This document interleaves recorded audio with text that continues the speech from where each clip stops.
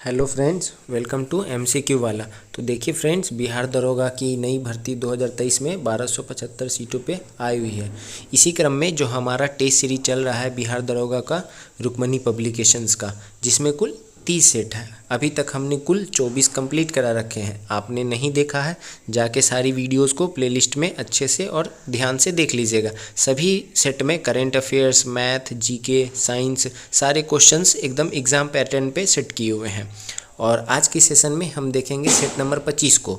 आपको अगर ये सेट लेना हो तो आप मार्केट से ले सकते हैं, नहीं तो इस वीडियो से अपना तैयारी अच्छा कर सकते हैं। तो वीडियो के अंत तक बने रहिएगा, क्योंकि करेंट अफेयर्स के क्वेश्चंस सेट के लास्ट में होते हैं। तो अभी तक आप चैनल से नहीं जुड़े हैं तो चैनल को सब्सक्राइब कर लीजिए, बेल आइकन को प्रेस कर लीजिए और चैनल से जुड़ जाइए। तो चलिए स्टार्ट करते हैं आज की सेशन को। Set number 25। क्वेश्चन नंबर 1, प्राचीन नगर तक्षशिला निम्नलिखित में से किनके बीच स्थित है? तो तक्षशिला पूछ रहा है किसके बीच स्थित है, तो ये स्थित है सिंधु और झेलम के बीच। Option A is the right answer. Taxila जो है ये भारत का प्राचीनतम विश्वविद्यालय है। यहीं के पहले छात्र थे चाणक्य, और उसके बाद वहीं पे वो प्रोफेसर भी बन गए। और मौर्य काल में जो सबसे प्राचीनतम शिक्षा का केंद्र है वो तक्षशिला विश्वविद्यालय ही है। और ये वर्तमान में कहाँ पे स्थित है? तो ये वर्तमान में पाकिस्तान में है। उस समय पाकिस्तान इंडिया एक था, तो सिंधु और झेलम हो जाएगा राइट आंसर। देखते हैं 2 नंबर, भुवनेश्वर तथा पुरी के मंदिर किस शैली में निर्मित है? तो पूछ रहा है कि भुवनेश्वर और पुरी के मंदिर किस शैली में निर्मित है, तो ये निर्मित है नागर शैली में। Option A is the right answer. मंदिर निर्माण की 3 शैली प्रसिद्ध है, जिसको आप लोग जानते होंगे कि उत्तर भारत में नॉर्थ में नागर शैली, मिडिल ऑफ द कंट्री यानी कि जैसे मध्य प्रदेश वगैरह हो गया, इसमें बेसर शैली, और साउथ में द्रविड़ शैली। तो इसको ध्यान में रखेंगे। और द्रविड़ शैली का जो चरम अवस्था है, मतलब जो बेस्ट द्रविड़ शैली का निखार दिखता है, वो कौन सा मंदिर है? बृहदीश्वर मंदिर है। और नागर शैली का भुवनेश्वर तथा पुरी का मंदिर हो गया। तो इसको ध्यान में रखना है। क्वेश्चन नंबर 3, रामायण के किस कांड में राम और हनुमान की पहली भेंट का वर्णन है? तो राइट आंसर क्या हो जाएगा? राइट आंसर हो जाएगा कृष्ण कंधा कांड। Option A is the right answer. Ramayana की रचना किसने की है? तो रामायण की रचना महर्षि वाल्मीकि के द्वारा किया गया है। इसमें कुल जो है वो पहले लगभग 12,000 श्लोक थे। अभी वर्तमान में देखेंगे तो 24,000 श्लोक है। और साथ ही साथ ये पूछ ले कि रामायण को क्या कहा जाता है? तो रामायण को भारत का आदि कवि कहा जाता है, ये भी ध्यान में रखेंगे। और इसमें कुल किष्किंधा कांड को मिला के 7 कांड है। बाल कांड, अयोध्या कांड, अरण्यक कांड, किष्किंधा कांड, सुंदर कांड और लंका कांड और उत्तर कांड। तो इसको ध्यान में रखेंगे। क्वेश्चन नंबर 4, प्रसिद्ध संगीतज्ञ तानसेन का मकबरा कहाँ पे स्थित है?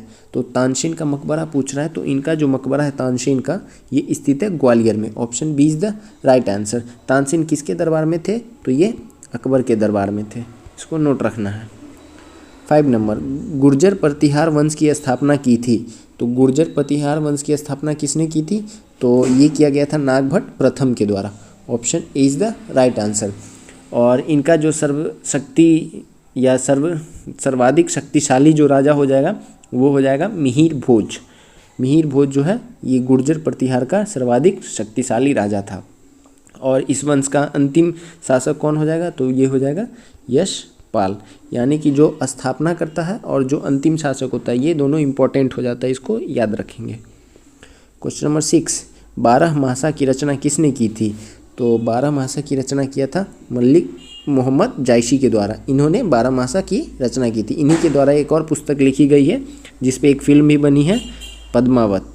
तो इसको भी ध्यान में रखेंगे। 7, मीराबाई समकालीन थी। किसके समकालीन थी मीराबाई? तो ये चैतन्य महाप्रभु के समकालीन थी। Option A is the right answer. Mirabai पूछे कि किस भक्ति संप्रदाय से संबंधित थी? तो वो कृष्ण भक्ति संप्रदाय से संबंधित थी। और कृष्ण के प्रेम में लगी मीराबाई ने समस्त सांसारिक जीवन त्याग कर दिया था। तो इसको ध्यान रखेंगे, ये कृष्ण भक्ति संप्रदाय से संबंधित थी। 8 नंबर, भारत में किस मुस्लिम शासक ने जजिया कर का प्रचलन किया था? तो जजिया कर जो है वो सर्वप्रथम मोहम्मद बिन कासिम के द्वारा किया गया था। मोहम्मद बिन कासिम भारत पे सर्वप्रथम 1712 में आक्रमण करता है और मुल्तान के क्षेत्र को जीत लेता है। उसके बाद ये एक नया कर लाता है, जजिया कर। इसमें ये क्या करता है, कुल 5 प्रकार के लोगों को बाहर रखता है। बच्चे को, बूढ़े को, महिला को, ब्राह्मण को और विकलांग को, ये 5 तरह के लोगों को ये जजिया कर से बाहर रखता है। तो इसको ध्यान में रखना है। जजिया कर जो है ये मोहम्मद बिन कासिम के द्वारा लाया जाता है। 9 नंबर, भारत में प्रथम पुर्तगाली गवर्नर कौन था? तो पहला पुर्तगाली गवर्नर जो था ये अल्मीडा बना था 1505 में, और 1505 से लेके 1508 तक रहा था। उसके बाद आएगा अल्बुकर्क, और अल्बुकर्क ही 1510 में गोवा को जीतेगा। पूछे कि ब्लू वाटर पॉलिसी ये किसका है, तो ये अल्मीडा ही हो जाएगा। तो इसको भी याद रखना है। 10 नंबर, महाराणा रंजीत सिंह के उत्तराधिकारी थे।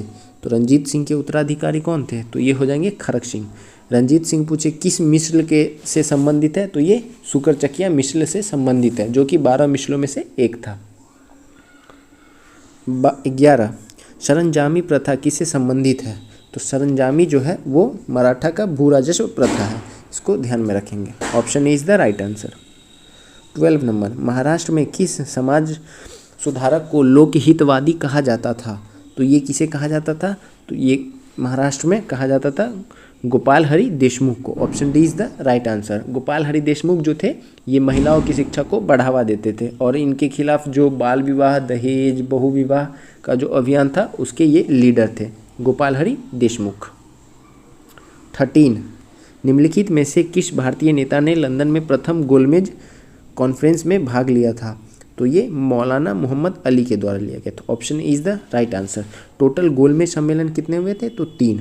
सबसे पहला हुआ था 1930, फिर हुआ था 1931, फिर हुआ था 1932। पूछे तीनों में कौन भाग लिया था? तो तीनों में बाबा साहब भीमराव अम्बेडकर। पूछे कांग्रेस किस में भाग लिया था?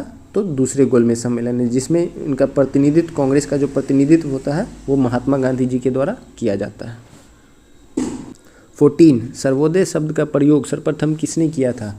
तो सर्वोदय शब्द का जो सर्वप्रथम प्रयोग है ये महात्मा गांधी जी के द्वारा किया गया था। Option A is the right answer. पूछे कि भारत छोड़ो आंदोलन की घोषणा किसके द्वारा की गई थी? तो ये भी महात्मा गांधी जी के द्वारा 8 अगस्त 1942 को किया गया था। जैसे कि जयप्रकाश नारायण का नारा कौन सा प्रसिद्ध है? तो संपूर्ण क्रांति का नारा। इसको ध्यान में रखेंगे। विनोबा भावे का तो जय जगत, जय जगत। इसको भी ध्यान में रखना है। 15, किसने कहा था कांग्रेस पतन के लिए लड़खड़ा रही है, मेरी सबसे बड़ी अभिलाषा जब तक मैं भारत में हूँ कांग्रेस की शांतिपूर्ण समाप्ति में सहायता करना है? तो ये जो है ये लॉर्ड कर्जन का है। लॉर्ड कर्जन से जुड़ी आप लोग को एक बहुत महत्वपूर्ण बात याद होगी कि इसी के द्वारा 1905 में बंगाल का विभाजन कर दिया जाता है। तो इसको ध्यान में रखेंगे, लॉर्ड कर्जन। 16, गीता रहस्य नामक ग्रंथ किसके द्वारा लिखा गया है? तो गीता रहस्य जो है ये बाल गंगाधर तिलक के द्वारा लिखा गया। इनकी कुछ और प्रसिद्ध पुस्तकें हैं, जैसे कि केसरी, मराठा, और एक इम्पोर्टेंट पुस्तक है, मैं आपको बता रहा हूँ, ये जल्दी कहीं मिलता नहीं है, इस सेट में दिया हुआ है, the Arctic home in the Vedas पुस्तक। इसकी भी रचना बाल गंगाधर तिलक के द्वारा ही किया गया है, the Arctic home in the Vedas. 17, एशियाई बब्बर शेर एशियाटिक लाइन का निवास कहाँ पे है? तो ये गिर का वन हो जाएगा। कहाँ पे है ये गुजरात में है। यही एकमात्र गिर का वन है जहाँ पे एशियाई बब्बर शेर का निवास स्थान है। 18, गरीबी रेखा निकालने के लिए कौन सा तरीका उपयोग में नहीं लगाया जाता है? तो ये कौन सा तरीका होता है? ये साक्षरता। बाकी प्रति व्यक्ति आय, भोजन में कैलोरी और HCR, इन तीनों का उपयोग किया जाता है गरीबी में, बाकी साक्षरता का उपयोग नहीं किया जाता है। और ये जो है किसके द्वारा निकाला जाता है? गरीबी रेखा का निर्धारण जो है ये भारत में अभी जो वर्तमान में हो रहा है ये सी रंगराजन समिति के अनुसार हो रहा है। इन्होंने ये तय किया था कि जो भी ग्रामीण क्षेत्र में 972 रुपये और शहरी क्षेत्र में 1407 रुपये तक कमा रहे हैं वो गरीबी रेखा से ऊपर है, बाकी उससे कम कमाने वाले गरीबी रेखा के नीचे हैं। तो इसको याद रखना है, सी रंगराजन समिति। 19, सूची 1 को सूची 2 से सुमेलित करें। बहुउद्देशीय परियोजनाएं और नदियाँ। इडुक्की कहाँ पे है? तो ये है पेरियार। माता टीला कहाँ पे है? ये बेतवा। नागार्जुन सागर कहाँ पे हो जाएगा, कृष्णा। और पोंचमपाद ये हो जाएगा गोदावरी। तो ए का 4, बी का 1, तो option C is the right answer. 20 Chhattisgarh में कोरबा जाना जाता है, किस चीज़ के लिए जाना जाता है कोरबा, तो ये जाना जाता है एल्युमिनियम उद्योग के लिए। Option A is the right answer. 21 Gandhi Sagar बांध निम्नलिखित में से किस एक का भाग है, तो गांधी सागर जो है ये चंबल परियोजना का भाग है। Option A is the right answer. पूछे कि भाखड़ा नांगल परियोजना ये किस नदी पे है, तो ये सतलज नदी पे है। दामोदर घाटी परियोजना किस नदी पे है, तो ये दामोदर नदी पे है। और कोसी परियोजना तो ये कोसी नदी पे है। कहाँ पे है, बिहार और नेपाल के बीच स्थित है। 22 बिहार की कुल क्षेत्रफल वर्ग किलोमीटर में कितना है, तो ये 94,163 किलोमीटर स्क्वायर हो जाएगा। Option B is the right answer. Bihar जो है ये भारत के कुल क्षेत्रफल का 2.86% है और इतनी परसेंट भूमि पे कुल 8.6% निवास करता है जनसंख्या।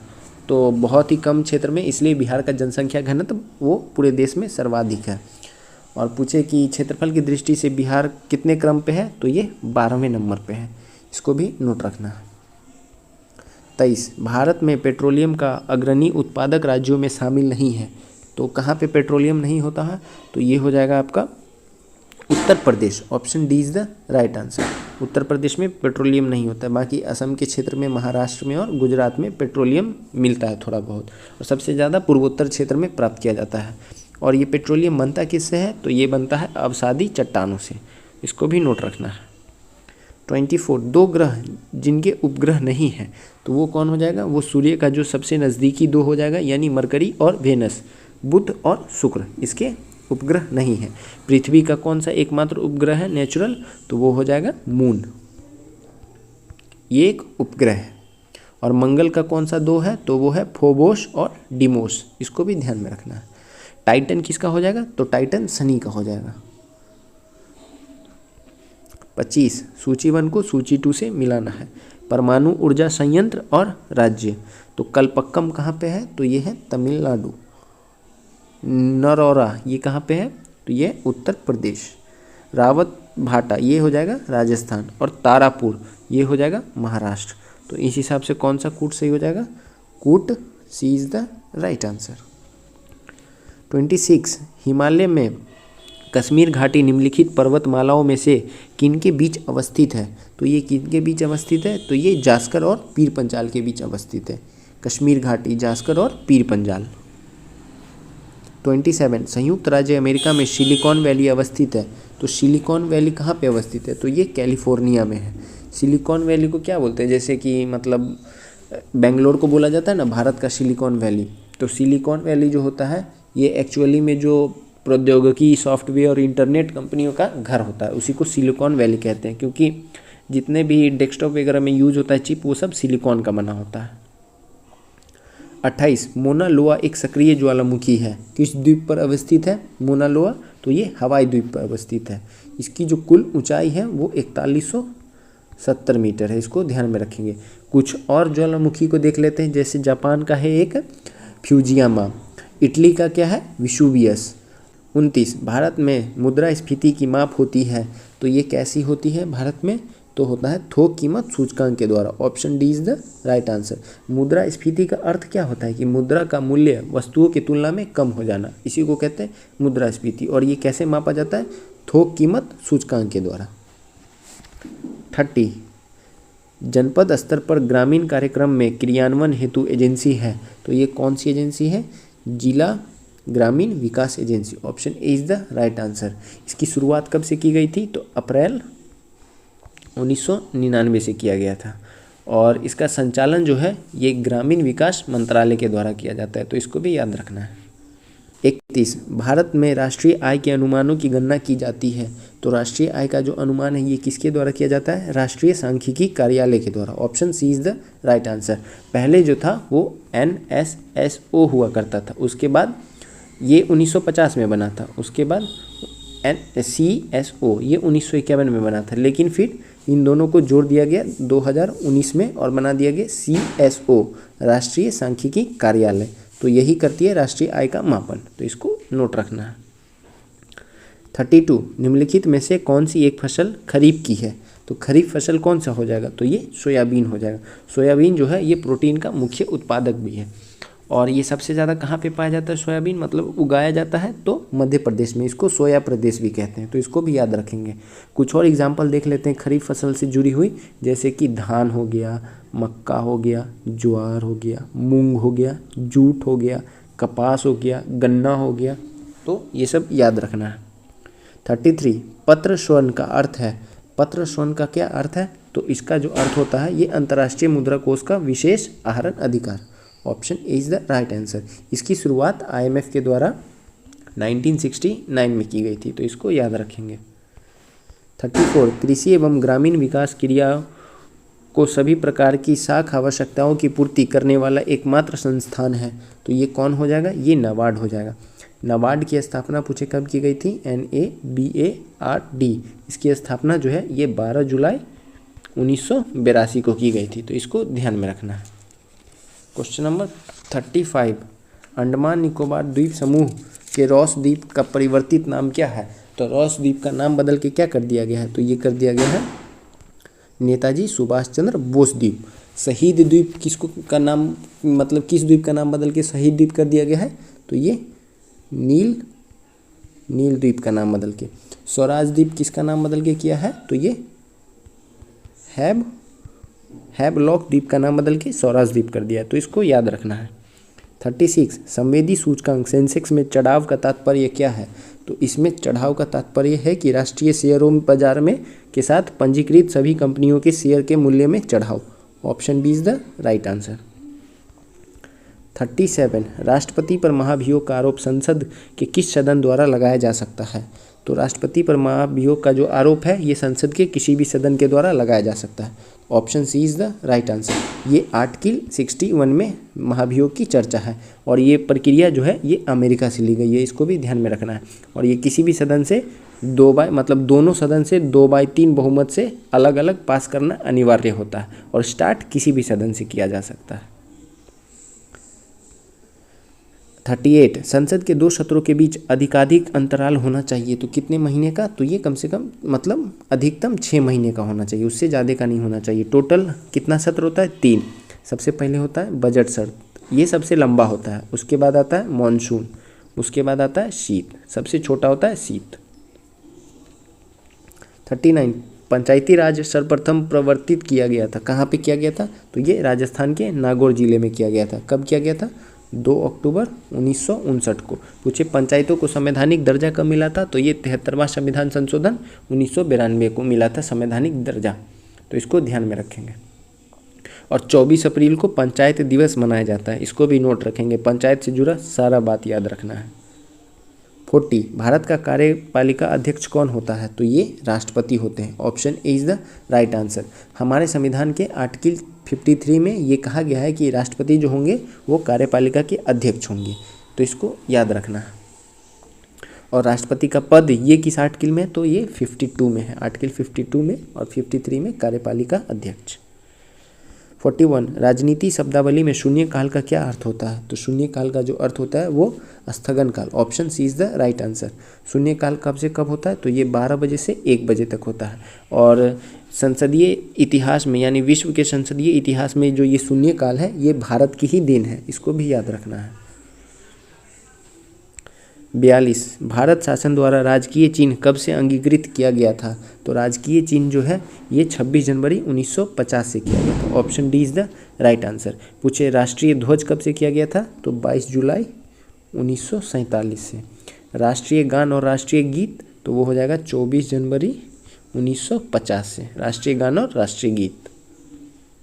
43 केंद्र तथा राज्यों के बीच विवादों का समाधान करना भारतीय सर्वोच्च न्यायालय के जिस क्षेत्राधिकार के अंतर्गत आता है वह क्या है?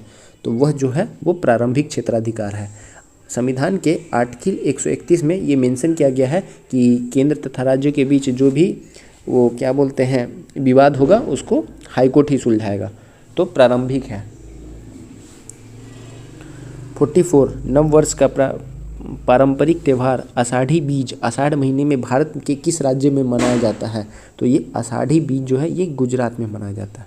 Option B is the right answer. 45 निम्नांकित में से कौन सा एक संविधान का अंग नहीं है? तो कौन हो जाएगा? तो ये नीति आयोग हो जाएगा। नीति आयोग को ही हम पहले योजना आयोग कहते थे, लेकिन फिर 1 जनवरी 2015 से योजना आयोग का नाम बदल के नीति आयोग कर दिया गया। और नीति आयोग के अध्यक्ष कौन होते हैं? तो वो प्रधानमंत्री स्वयं होते हैं। 46 मंत्रिपरिषद सामूहिक रूप से उत्तरदायी होती है किसके प्रति? तो सामूहिक रूप से बोल रहा है तो ये हो जाएगा लोकसभा के प्रति। मंत्रिपरिषद की चर्चा किस में है? तो ये आर्टिकल 75 में है। इसमें यह कहा गया है कि मंत्रिपरिषद सामूहिक रूप से लोकसभा के प्रति उत्तरदायी होते हैं। लेकिन पूछे कि व्यक्तिगत रूप से किसके प्रति होते हैं? तो वो राष्ट्रपति हो जाएगा। लेकिन यहाँ है सामूहिक, तो क्वेश्चन के अनुसार आंसर सी। 47 किसी तारे का रंग दर्शाता है। क्या दर्शाता है तारे का रंग? तो उसके तापमान को। Option B is the right answer. 48 सूची 1 को सूची 2 से मिलाना है। इकाई और प्राचल, तो आइए मिलाते हैं। वॉट ये किसकी इकाई हो जाएगी? ये शक्ति की। नॉट किसकी हो जाएगी? समुद्री जहाज की गति। नॉटिकल मील, तो ये हो जाएगा नौ संचालन में प्रयुक्त दूरी। और कैलोरी हो जाएगा उष्मा। तो कौन सा कूट सही हो जाएगा? तो कूट C is the right answer. 49 देश का 25वां हाई कोर्ट है। तो 25वां हाई कोर्ट कौन हो जाएगा? तो ये हो जाएगा Telangana high court. Option A is the right answer. Bharat में अभी वर्तमान में 25 हाई कोर्ट है और तेलंगाना हाई कोर्ट की स्थापना 2019 में की गई थी। पूछे कि देश का चौथा सबसे पुराना हाई कोर्ट कौन सा हो जाएगा? तो वो इलाहाबाद हाई कोर्ट हो जाएगा। और ये जो है भारत का सबसे बड़ा हाई कोर्ट भी है। 50 कल्पक्कम के फास्ट ब्रीडर टेस्ट रिएक्टर में निम्न में से कौन सा शीतलक के रूप में प्रयोग में लाया जाता है? तो कल्पक्कम में जो है ये लगाया जाता है गलित सोडियम का। Option D is the right answer. 51 दूध उदाहरण है एक। दूध किसका उदाहरण है? तो दूध जो है ये इमल्शन का उदाहरण है। Option C is the right answer. 52 किस बिंदु पर सेंटीग्रेड और फ़ारेनहाइट तापमान एक ही रहते हैं? तो किस बिंदु पर ये दोनों एक होता है? -40 degree. Option C is the right answer. 53 चालक की वैद्युत प्रतिरोधकता की इकाई है। इसकी इकाई क्या हो जाएगा? तो ये ओम हो जाएगा। Option D is the right answer. 54 आधुनिक टेलीफोन उपयोग करता है कौन सी तरंग का उपयोग करता है? तो ये रेडियो तरंग का उपयोग किया जाता है। Option A is the right answer. ध्वनि की चाल पूछ ले स्पीड ऑफ लाइट, तो क्या हो जाएगा? Frequency into wavelength, speed of light. 55 enzyme मुख्य रूप से किससे बनते हैं? तो एंजाइम जो होते हैं ये प्रोटीन के बनते हैं। Option B is the right answer. Protein जो होता है ये हमारे शरीर निर्माण में बहुत ही आवश्यक होता है। लगभग 15% जो शरीर का निर्माण होता है वो प्रोटीन के द्वारा ही होता है। 56 6 कुशल मजदूर किसी तालाब को 8 दिन में खोदते हैं, जबकि इसी तालाब को खोदने में 9 प्रशिक्षु मजदूर 12 दिन लेते हैं। यदि इस कार्य में 4 कुशल और 18 प्रशिक्षु को लगाया जाए तो तालाब कितने दिन में तैयार होगा? तो इसको देख लेंगे। जैसे कि 6 कुशल है और 8 दिन में करते हैं, 9 प्रशिक्षु हैं, प्रशिक्षु को पी से करते हैं और ये 12 दिन में करते हैं। तो कुल काम कितना हो जाएगा? तो ये कुल काम हो जाएगा 48। चूँकि 9 ये क्या है 9 प्रशिक्षु मिलके जो है ये किसके बराबर है? तो ये 9 प्रशिक्षु जो हैं ये 4 कुशल मजदूर के बराबर में है। तो 18 प्रशिक्षु कितने हो जाएंगे? तो 18 हो जाएंगे 9 के बराबर में। और कुल लगा हुआ समय पूछ रहा है तो कुल काम कितना है? 48 है। और 4 बोल रहा है कि 4 कुशल और 18 प्रशिक्षु। तो यहाँ पे क्या करना है कि 4 कुशल और 18 प्रशिक्षु, तो 18 प्रशिक्षु जो हैं वो कितना के बराबर है? तो वो 8 कुशल मजदूर के बराबर है। तो कितना हो जाएगा? 8 कुशल प्लस 4 कुशल यानी 12 और 12 चौक 48। तो कितना दिन में तैयार हो जाएगा तालाब? तो ये 4 दिन में हो जाएगा। Option D is the right answer. 57 गहरे समुद्र में सांस लेने के लिए गोताखोर कौन सी गैसों का मिश्रण इस्तेमाल करते हैं? तो गहरे समुद्र में ये इस्तेमाल करते हैं ऑक्सीजन और हीलियम का। Option A. 58 विश्व हिंदी दिवस किस तिथि को मनाया जाता है? तो ये मनाया जाता है 10 जनवरी को। पूछे भारतीय हिंदी दिवस तो 14 सितंबर, इसको भी याद रखना है। 59 निम्नलिखित द्रवों में कौन सा ऊष्मा का बहुत अच्छा चालक है? तो ऊष्मा का जो बहुत अच्छा चालक है वो हो जाएगा आपका ऑप्शन नंबर ए, पारा ऊष्मा का बहुत अच्छा चालक है। इसका परमाणु संख्या वो होता है 80। 60 निम्नलिखित में से किसने एक्स किरणों का आविष्कार किया था? तो ये एक्स किरणों का जो आविष्कार है ये किया गया था रौनजन के द्वारा। Option B is the right answer.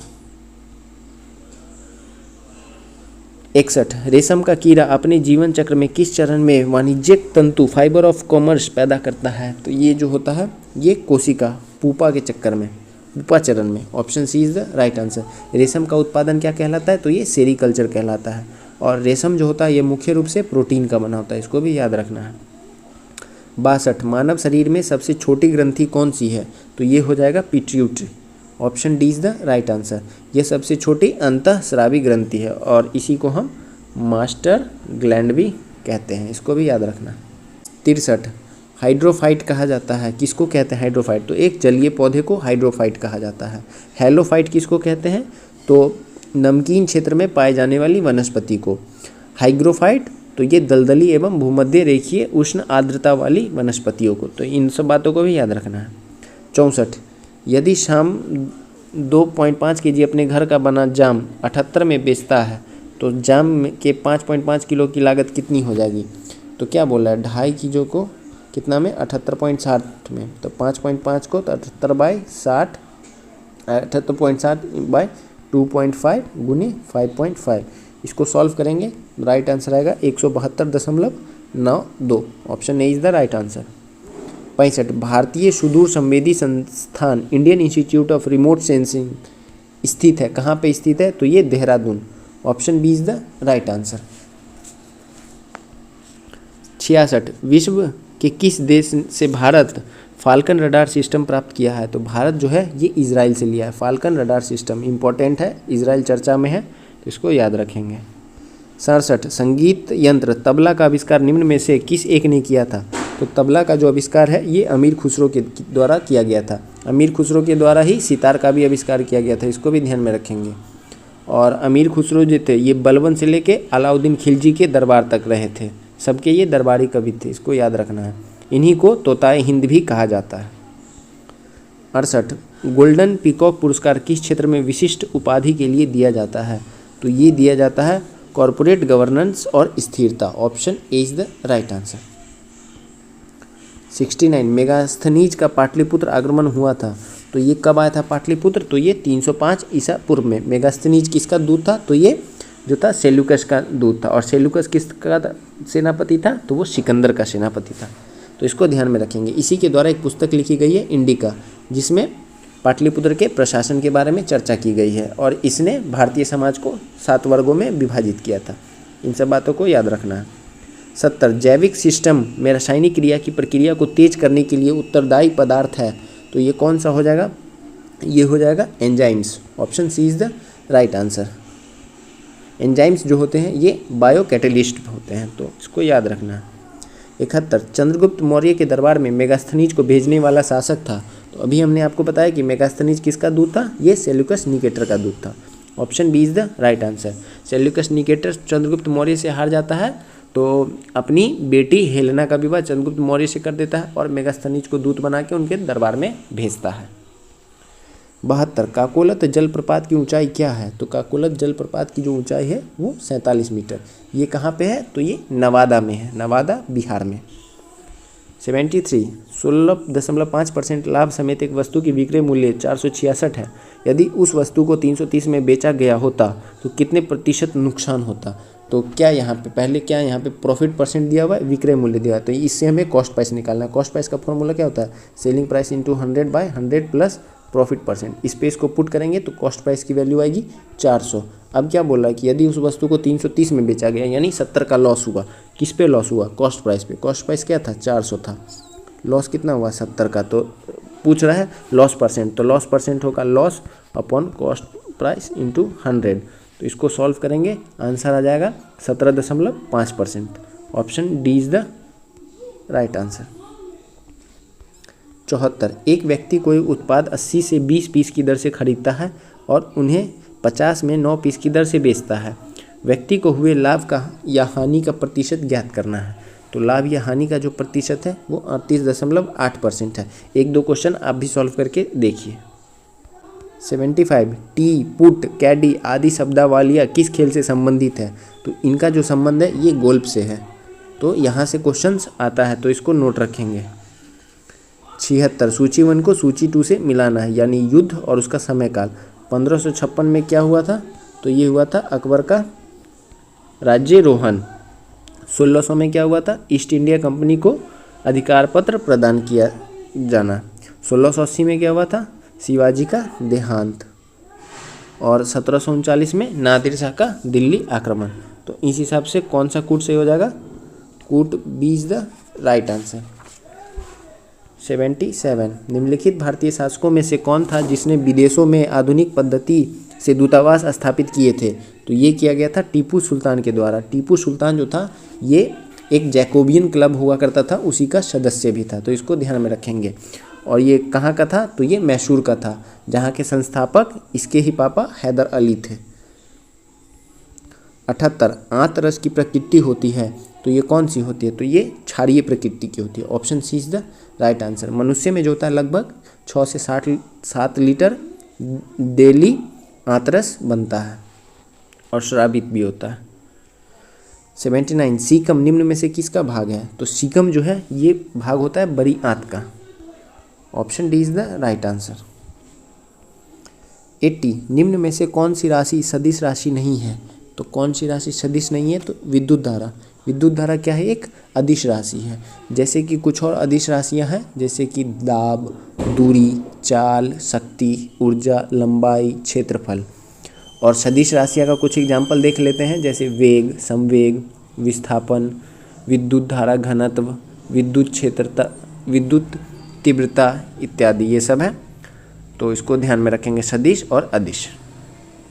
81 अफीम प्राप्त किया जाता है, कैसे प्राप्त किया जाता है? तो बिना पके फल के लैक्टस से। Option C is the right answer. ये एक प्रकार का नशा होता है, इसी से हेरोइन वगैरह निकाला जाता है। 82 चंद्रमा की कलाओं का आंशिक कारण है, क्या है इसका आंशिक कारण? तो चंद्रमा द्वारा पृथ्वी का परिभ्रमण। Option D is the right answer.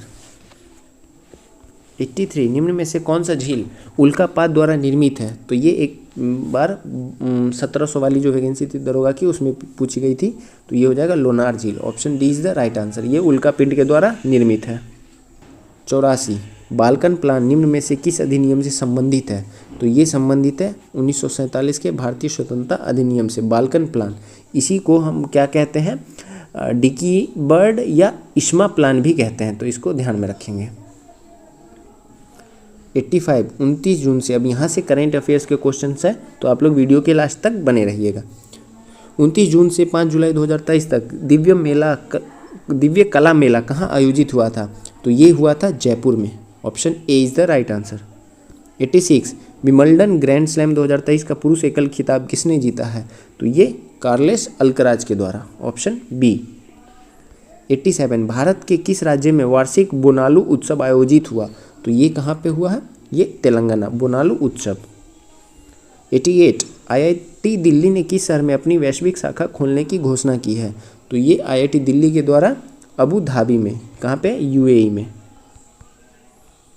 89 किस संगठन ने national multi dimensional poverty index जारी किया है? तो ये किया गया है नीति आयोग के द्वारा। Option B is the right answer. 90 ISSF shotgun World Cup में किस भारतीय ने कांस्य पदक जीता है? तो ये किसके द्वारा जीता गया? Prithviraj Tondiman. Option A is the right answer. 91 nomadic elephant सैन्य अभ्यास 2023 भारत और किस देश के बीच आयोजित किया गया है? तो नोमैडिक एलिफेंट सैन्य अभ्यास ये किया गया है भारत और मंगोलिया के बीच। Option B. 92 किस राज्य ने सड़कों को गड्ढे से मुक्त बनाने हेतु पैच रिपोर्टिंग ऐप लॉन्च किया है? तो ये किया गया उत्तराखंड सरकार के द्वारा। Option A. 93 NVS 01 क्या है? तो ये एक प्रकार का उपग्रह है। Option A is the right answer. 94 किस संस्थान ने 100 पेज अभियान शुरू किया है? तो ये किया गया है RBI के द्वारा। ऑप्शन सी। 95 वैश्विक आयुर्वेद महोत्सव के 5वें संस्करण का मेजबान कौन सा शहर है? तो ये जो है मेजबानी किया गया है तिरुवनंतपुरम के द्वारा। Option D. 96 किस अंतरिक्ष एजेंसी ने एलोस सैटेलाइट विकसित किया है? तो ये किसके द्वारा किया गया है? ESA। Option A is the right answer. ये एक प्रकार का मौसमी उपग्रह है। 97 भारत का पहला पॉड टैक्सी प्रोजेक्ट बना पाने वाला राज्य है, तो पॉड टैक्सी जो है ये किस राज्य को मिला? उत्तर Pradesh, option A. 98 G20 film महोत्सव की शुरुआत किस फिल्म के साथ हुई?